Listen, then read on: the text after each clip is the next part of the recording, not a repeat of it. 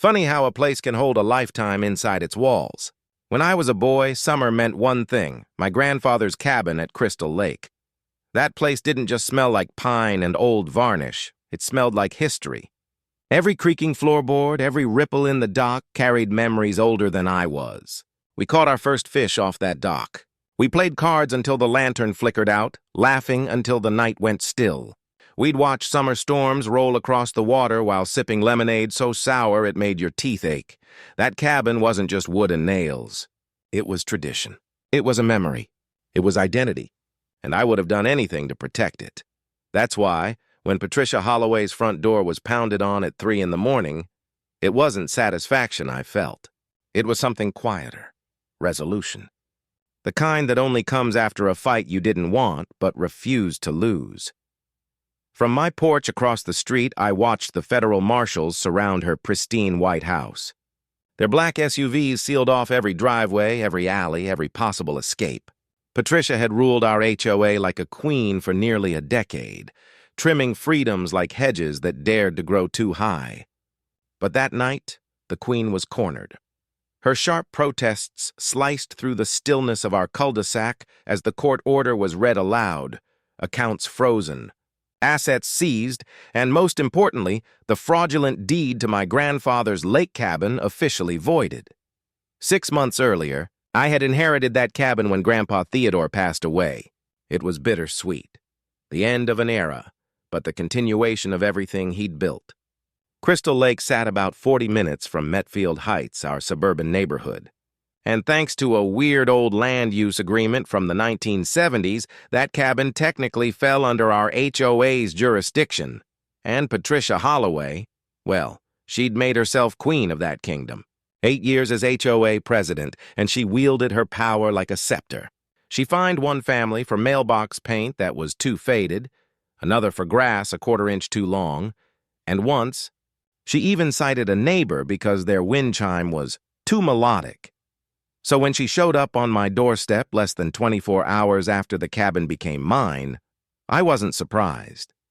She gave me this tight, practiced smile, the kind snakes might give before striking, and said she needed to inspect the property for compliance. I politely declined and pointed out the grandfather clause in the HOA. Bylaws, the one protecting all structures built before certain modern regulations. Her jaw clenched so tight I thought she might chip a molar. She left without another word. But I knew right then. The war had begun. The first shots came in the form of letters. They started out petty. One claimed my dock extended 2 inches past the HOA limit. Another said my cabin's trim violated the earth tone rule, even though that same blue paint had been there since the 1960s. Then came a $100 fine for an unauthorized bird feeder. A week later, $200 for a non-compliant weather vane, the same weather vane that had spun peacefully on that roof for 6 decades. I responded calmly, professionally. Sent photos, documents, even excerpts from the bylaws themselves. But logic didn't matter to Patricia. Her goal wasn't enforcement. It was control. At the next HOA meeting, she made a spectacle of me. Claimed my grandfather's cabin was dragging down property values. Said the handmade welcome sign was a safety hazard. A few neighbors rolled their eyes, but no one spoke up. That's how her little regime survived, not through authority but through fear. Fear kept everyone quiet. Then things got worse. One weekend, I drove out to the lake only to find the access code to the community boat ramp had been changed. When I confronted her, she claimed it was for security reasons and demanded a $500 processing fee for the new code. Not long after that, rumors started spreading. Patricia was telling people I was secretly running an illegal short-term rental business out of the cabin. I laughed it off at first, until I saw how quickly that gossip spread. In a neighborhood like ours, lies travel faster than truth. Then came the real shock. A certified letter arrived from the county records office. I tore it open, expecting more bureaucratic nonsense, but my heart stopped when I read the first line. According to the county, I had sold the cabin to Patricia Holloway for $1. My name was on the deed, my signature. But I had never signed anything. My hands shook as I read it again and again. Then I called my old friend James Morrison, a real estate attorney I trusted. He took one look at the document and sighed.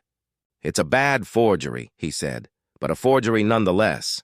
He brought in a forensic document examiner, Sandra Blackwell. She confirmed what we both feared. The signature was traced, the notary seal was fake, and the witnesses listed didn't even exist. That's when we started digging, and what we found was uglier than we imagined.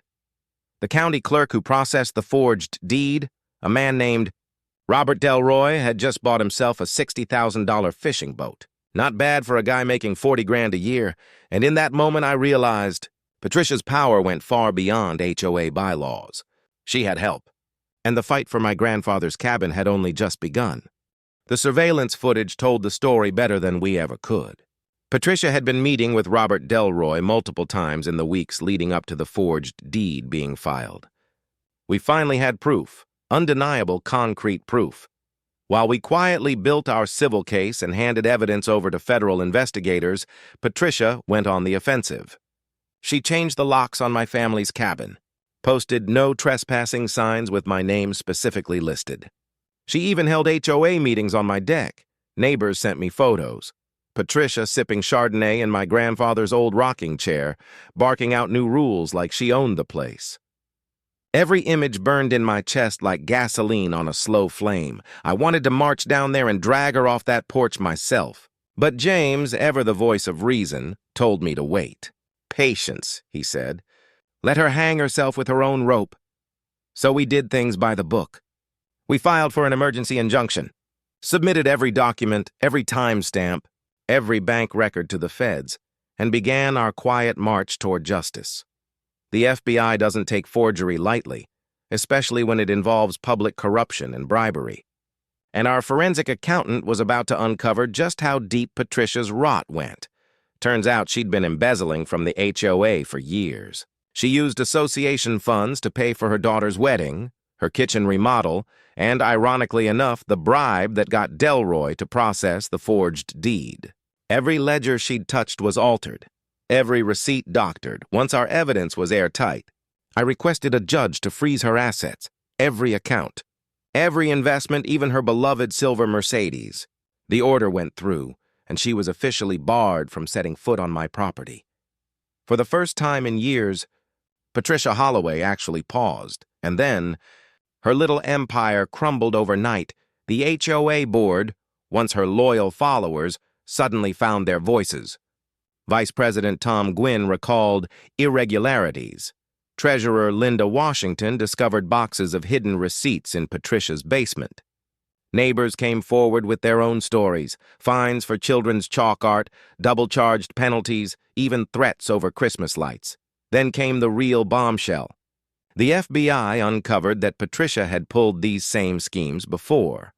In Riverside Commons, she'd forged property records to steal a community garden. In Oakmont Estates, over $80,000 in HOA funds disappeared, right around the time Patricia bought herself a luxury timeshare. Her own family turned against her, too. Her daughter, Melissa, testified in court that her mother laughed about stealing my cabin, said I was too soft for lakefront living. Patricia's husband filed for divorce the day after her arrest. Her sister handed investigators recordings of Patricia bragging about her scams like war stories, every scheme told with pride and zero remorse. When the civil trial began, it was thorough, methodical, and devastating. James, my attorney, dismantled her fake documents one by one. The judge ruled in our favor. Full ownership of the cabin restored to me, all legal costs covered, and $450,000 in punitive damages. Money that would come from the forced sale of Patricia's own lake house. Poetic justice at its finest. But her reckoning didn't stop there. At an emergency HOA meeting, the entire neighborhood showed up. Even the ones who usually hid behind closed curtains. One by one, people stood and told their stories. Marcus had been fined $3,000 because his kids drew chalk pictures on the driveway. Sarah Peterson had bank statements proving duplicate HOA charges. David Kim showed threatening emails from Patricia over non-regulation string lights. When the floor vote came, it was unanimous. Patricia was permanently removed from the HOA. The board immediately launched a forensic audit. The results? Nearly $500,000 was embezzled over 8 years. While our community's playgrounds rusted and potholes swallowed tires, Patricia Holloway had lived like royalty. Wine clubs, spa weekends, designer purses, all on our dime. The criminal trial that followed was swift and merciless. Prosecutor Amanda Reeves laid it all out. The forgeries, the embezzlement, the bribery, the bank transfers, the text messages. Everything. Delroy's testimony sealed it.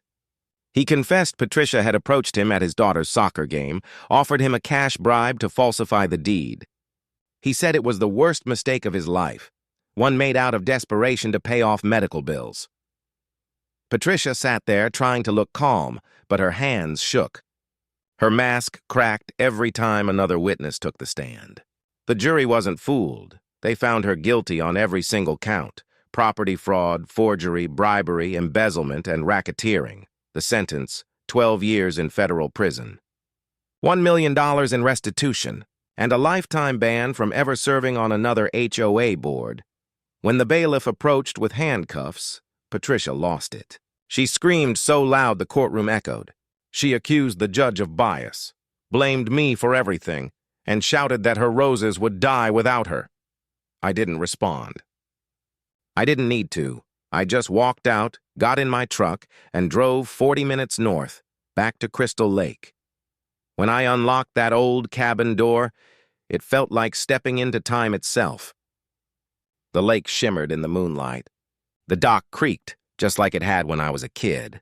The wind whispered through the same weather vane Patricia once fined me for. Some places, no matter how hard others try, can't be taken from you. And if you've ever had to fight for what's rightfully yours, you know the feeling when justice finally lands exactly where it should. So if you think Patricia Holloway got what she deserved, hit that like button, subscribe for more true stories, and share this one, because sometimes the good guys do win, and the bullies get exactly what's coming to them.